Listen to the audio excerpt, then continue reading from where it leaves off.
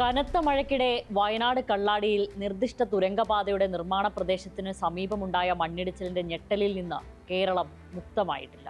മണ്ണിനടിയിൽ ഇനിയും ആളുകൾ അകപ്പെട്ടിട്ടുണ്ടോ എന്ന ആശങ്ക ഒഴിഞ്ഞിട്ടുമില്ല. കാണാതായവർക്കായുള്ള തിരച്ചിൽ തുടരുകയാണ്. കോഴിക്കോട്ട് നിന്ന് ചുരമില്ലാതെ വയനാട്ടിലേക്ക് എത്താവുന്ന ഇരട്ട തുരങ്കപാതയുടെ നിർമ്മാണത്തിനെത്തിയ തൊഴിലാളികളാണ് മരണപ്പെട്ടത്. ആനക്കാംപൊയിൽ കള്ളാടി തുരങ്കപാത നിർമ്മിക്കുന്ന മീനാക്ഷിമലയിൽ ചൊവ്വാഴ്ച രാവിലെ 11:10 അപകടം.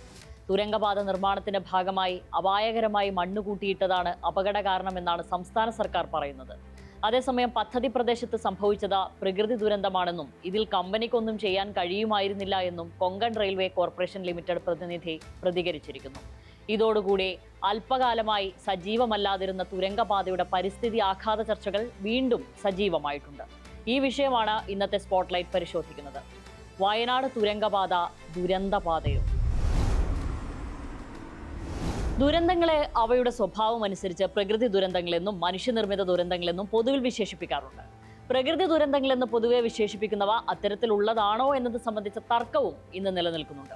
ഈ സാഹചര്യമാണ് വയനാട്ടിലെ കള്ളാടിയിൽ നടന്ന മണ്ണിടിച്ചിലും 2024 മേപ്പാടിയിലുണ്ടായ ഉരുൾപൊട്ടലുമായി ബന്ധപ്പെടുത്തുന്നത്.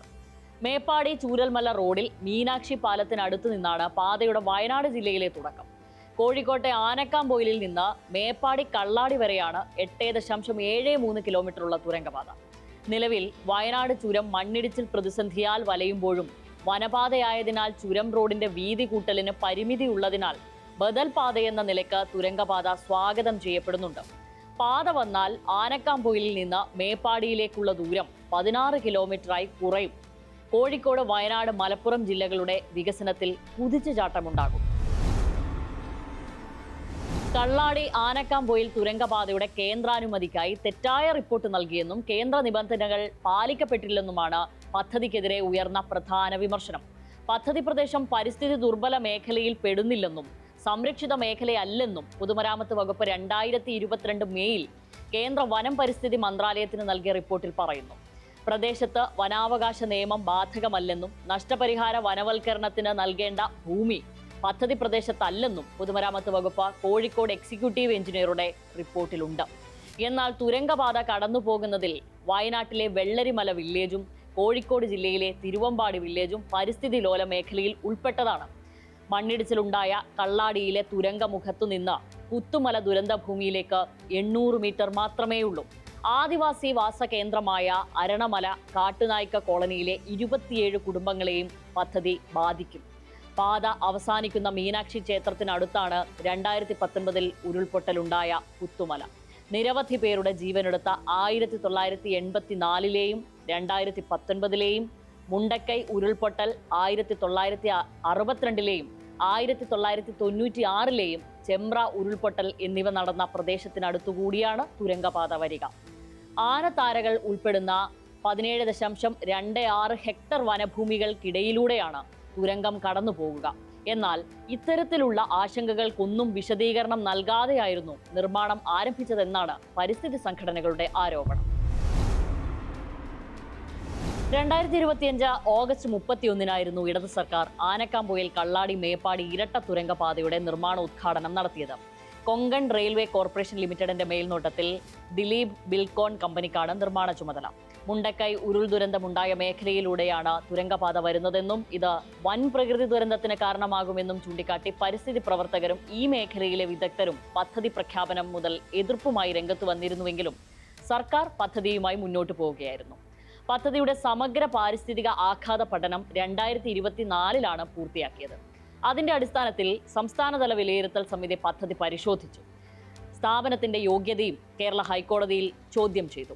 2025 ഡിസംബർ 16 ഹൈക്കോടതി ഹർജി തള്ളിക്കളഞ്ഞു. പഠനം തയ്യാറാക്കിയ കിറ്റ്കോ അംഗീകാരമുള്ള സ്ഥാപനമാണെന്നും പരിസ്ഥിതി അനുമതി നൽകുന്ന പ്രക്രിയയിൽ നിയമവിരുദ്ധമായി ഒന്നുമില്ല എന്നുമാണ് കോടതി കണ്ടെത്തിയത്.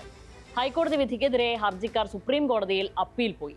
2026 ഏപ്രിൽ 6 സുപ്രീം കോടതിയും കേസ് തള്ളിക്കളഞ്ഞു. അതായത് പാരിസ്ഥിതിക ആഘാത പഠനത്തിനും മറ്റും പരിശോധനകൾക്കും ശേഷം സുപ്രീം കോടതി വരെ നിയമ നടപടികൾ മറികടന്നാണ് ഈ പദ്ധതി നിർമ്മാണ ഘട്ടത്തിലെത്തിയത്. ഒടുവിൽ 2025 പരിസ്ഥിതി അനുമതി ലഭിക്കുകയും ചെയ്തു. തുരങ്ക നിർമ്മാണത്തിനായി തുരക്കാനിരിക്കുന്ന മീനാക്ഷി മലയുടെ ഒരു ഭാഗമാണ് ചൊവ്വാഴ്ച കനത്ത മഴയിൽ ഇടിഞ്ഞത്. കൂമ്പാരമായി ഇട്ട മണ്ണിന്റെ അപ്പുറത്തെ മീനാക്ഷി മലയുടെ ഒരു ഭാഗം ഇടിയുകയായിരുന്നു. നാട്ടുകാർ പരാതിപ്പെട്ടതോടെ ജില്ലാ ഭരണകൂടം നിർമ്മാണ കമ്പനിയോട് മൺകൂന മാറ്റണമെന്ന് ആവശ്യപ്പെട്ടിരുന്നു. 2026 ജൂൺ 20-നാണ് സ്ഥലത്ത് കൂട്ടിയിട്ടിരിക്കുന്ന മണ്ണ് നീക്കം ചെയ്യുന്നതുവരെ പണി നിർത്തിവെക്കാൻ വയനാട് ജില്ലാ കളക്ടർ മേഘശ്രീ നിർദ്ദേശം നൽകിയത്. 2026 ജൂൺ 26-ന് പൊതുമരാമത്ത് വകുപ്പ് special secretary, additional secretary, chief engineer എന്നിവർ വയനാട് ജില്ലയിലെ മേപ്പാടി ഭാഗം സന്ദർശിച്ചിരുന്നു. അന്ന് നടന്ന യോഗത്തിൽ മണ്ണ് നീക്കുന്ന വിഷയം പരിഗണിച്ചപ്പോൾ പദ്ധതി പ്രദേശത്ത് മണ്ണ് സൂക്ഷിക്കാൻ അനുയോജ്യമായ സ്ഥലമില്ല എന്ന് കരാർ കമ്പനി അറിയിച്ചു. മണ്ണ് താത്കാലികമായി സൂക്ഷിക്കാനുള്ള സ്ഥലം കണ്ടെത്താൻ വയനാട് ജില്ലാ ഭരണകൂടത്തിന്റെ സഹായം തേടാനും യോഗം തീരുമാനിച്ചു. എന്നാൽ ജില്ലാ ഭരണകൂടവുമായി ഏകോപനം നടത്തി മണ്ണു മാറ്റാൻ മതിയായ സ്ഥലം കമ്പനിക്ക് കണ്ടെത്താനായില്ല എന്നിടത്താണ് ദുരന്തത്തിനിടയാക്കിയ അനാസ്ഥ വെളിവാകുന്നത്. അതേസമയം പദ്ധതി പ്രദേശത്തിന് മുകളിൽ വനമേഖലയിൽ മണ്ണിടിഞ്ഞു വന്നതാണ് ദുരന്തത്തിന് കാരണമെന്ന് കമ്പനിയും പറയുന്നു. വയനാട് ആനക്കാംപൊയിൽ കള്ളാടി തുരങ്കപാത നിർമ്മാണ സ്ഥലത്തുണ്ടായ ദുരന്തത്തിൽ സർക്കാർ ഇരട്ട അന്വേഷണം പ്രഖ്യാപിച്ചു കഴിഞ്ഞു. സാങ്കേതിക നിയമ പരിശോധനയും പാരിസ്ഥിതിക അനുമതിയും നൽകിയപ്പോഴുള്ള നിബന്ധനകൾ കമ്പനി പാലിച്ചോ എന്നതിലുള്ള പരിശോധനയും നടത്തുമെന്ന് മുഖ്യമന്ത്രി വി.ഡി. സതീശൻ വാർത്താ സമ്മേളനത്തിൽ വ്യക്തമാക്കിയിട്ടുണ്ട്. വികസനവും പരിസ്ഥിതി സംരക്ഷണവും കൈകോർത്തു പോകേണ്ടവയാണ്. പരിസ്ഥിതിയെ മുഖവിലക്കെടുക്കുകയും ശാസ്ത്രീയ മാനദണ്ഡങ്ങൾ കർശനമായി പാലിക്കുകയും ജനങ്ങളുടെ സുരക്ഷയ്ക്ക് പ്രഥമ പരിഗണന നൽകുകയും ചെയ്യുന്ന വികസനമാണ് ഈ നാടിനു വേണ്ടത്. ജീവൻ മണ്ണിട്ട് മൂടുന്ന വികസനമല്ല. ഇതോടുകൂടി ഇന്നത്തെ സ്പോട്ട്ലൈറ്റ് സമാപിക്കും.